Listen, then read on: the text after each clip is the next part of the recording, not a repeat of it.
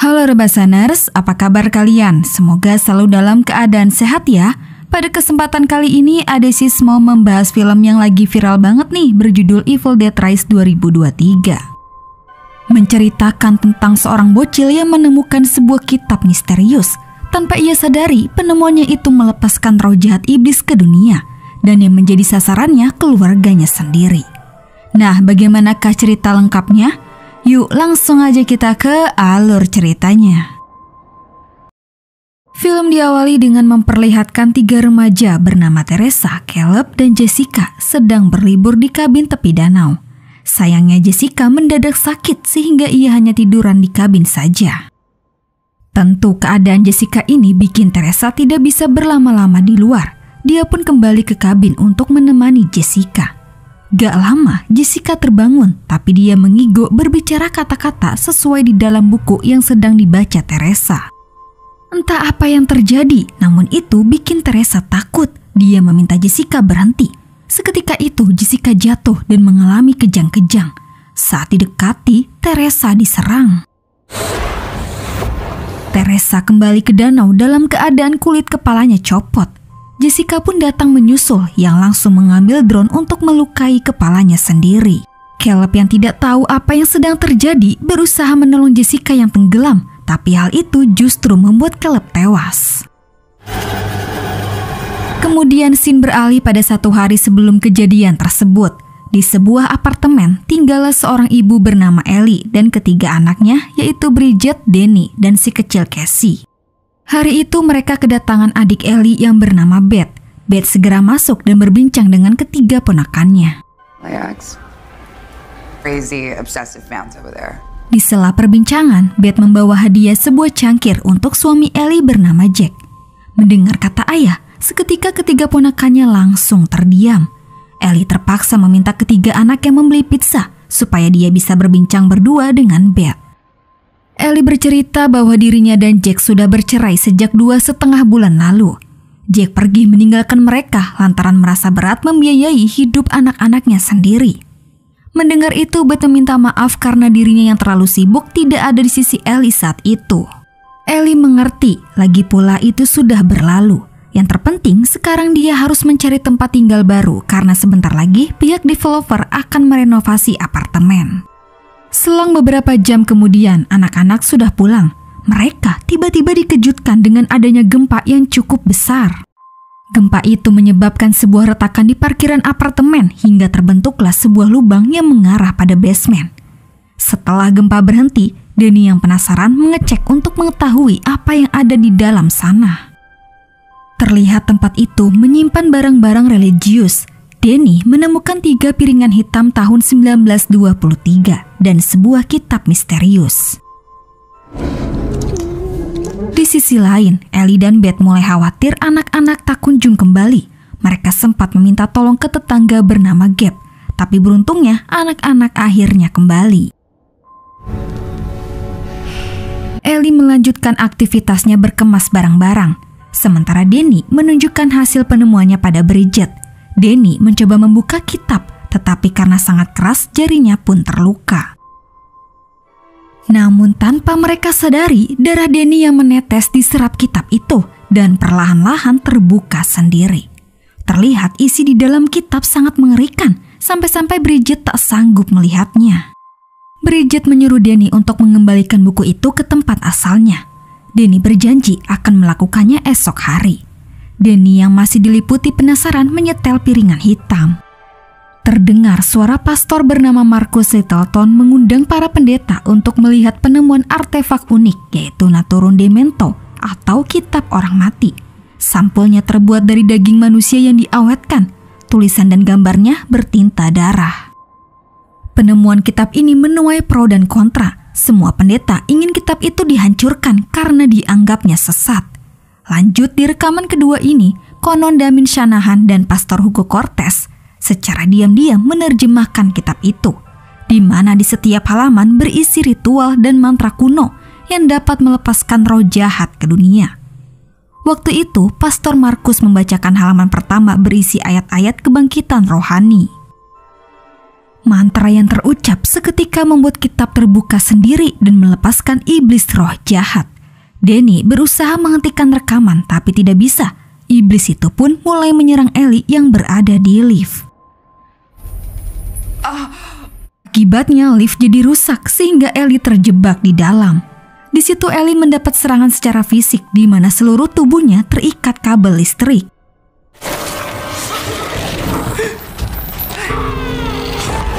Alhasil membuat listrik di apartemen mati total. Bridget yang ada di sana menyalakan lilin di seluruh ruangan. Tak lama Ellie datang. Ellie yang telah dirasuki iblis bertingkah aneh di depan Beth dan anak-anak. Lalu Ellie merangkak yang kemudian memuntahkan cairan putih dan pingsan. Beth bersama Danny segera turun untuk membawa Ellie ke rumah sakit. Namun keadaan lift yang rusak dan tangga yang hancur, mereka tidak bisa keluar sehingga Ellie tidak dapat diselamatkan. Jasad Ellie kemudian dibawa ke kamar. Di sana sudah ada Gabe dan tetangga lainnya yaitu Fonda. Beth menceritakan semua yang terjadi. Mendengar itu, mereka jadi takut. Tak ingin terus terjebak, Gabe dan Fonda berusaha membuka pintu tangga darurat tua yang tergembok rapat. Beth yang masih bersama jasad Ellie meratapi kepergian kakaknya itu. Tiba-tiba, suasana menjadi mencekam ketika ponsel Beth hidup sendiri. Seketika itu, Ellie bangkit kembali. Beth senang kakaknya masih hidup. Namun Beth menyadari tubuh Ellie kepanasan, sehingga ia dibantu Danny merendam tubuh Ellie. Tubuh Ellie yang sudah dikuasai iblis pun marah. Dia merayap dan berteriak sangat kencang membuat si isi apartemen bergetar. Beth dan lainnya mulai takut, apalagi sekarang Ellie berusaha menyerang mereka satu persatu. Ellie melukai Beth pakai beling hingga Bridget berteriak menyadarkan ibunya. Bukannya sadar, Bridget justru ikut diserang. I'm free. Beruntung Danny segera cepat menolong Bridget. Teriakan Ellie tadi memicu kedatangan Gabe yang saat itu juga Ellie membunuhnya.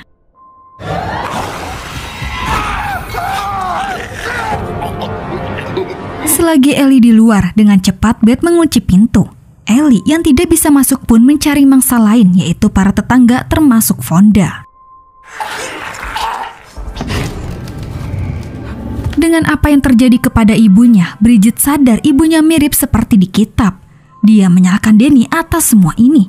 Namun Danny menyangkal dan itu bikin mereka bertengkar. Beth melerai mereka yang kemudian Beth diajak Danny untuk melihat kitab itu sekaligus menceritakan isi piringan hitam yang ia dengar. Di situ Danny akhirnya mengakui bahwa ini semua memang salahnya. Tiba-tiba kitab kembali terbuka sendiri dan melepaskan roh jahat yang mulai merasuki Bridget. Di waktu yang sama, mereka tidak sadar Ellie sedang memancing Cassie pakai lagu pengantar tidur. Cassie pun terpancing dan perlahan mendekati pintu. Ellie lalu membujuk Cassie supaya membukakan pintu. Dengan polosnya, Cassie menuruti keinginan Ellie. Ellie mencekik Cassie. Untung saja Beth dan Danny tiba tepat waktu menyelamatkan Cassie. Meskipun Ellie berada di luar, tapi mereka belum aman karena sekarang Bridget telah dikuasai iblis.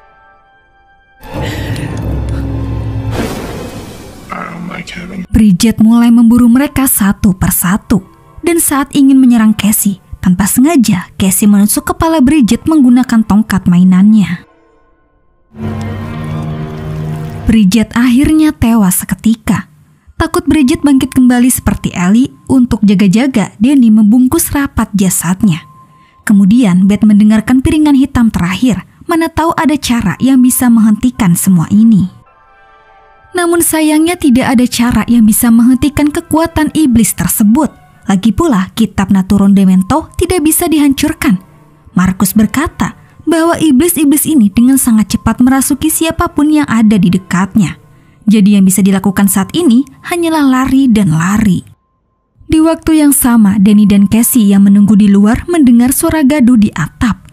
Mereka mengikuti sumber suara itu. Namun tanpa mereka sadari, Bridget yang telah bangkit kembali berada di belakang mereka.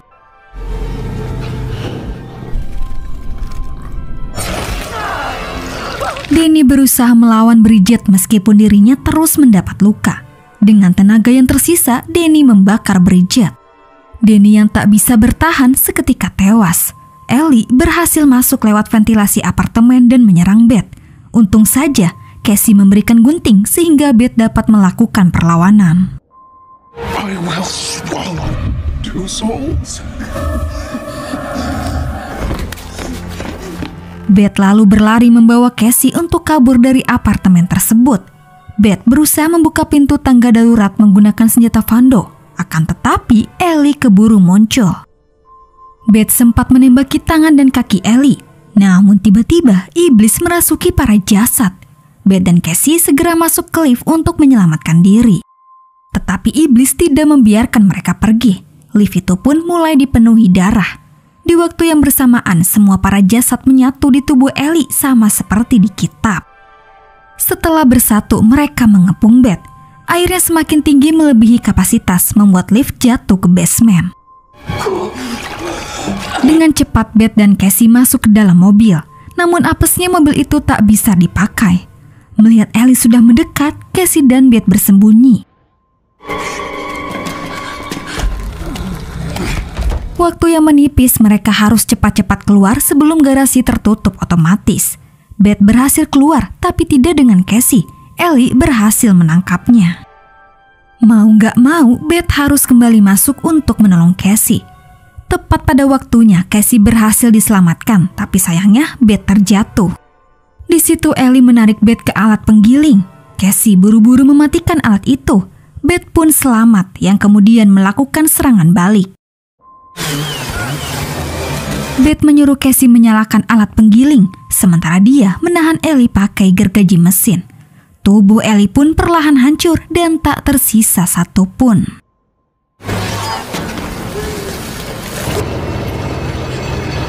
Beth akhirnya bisa merasakan lega.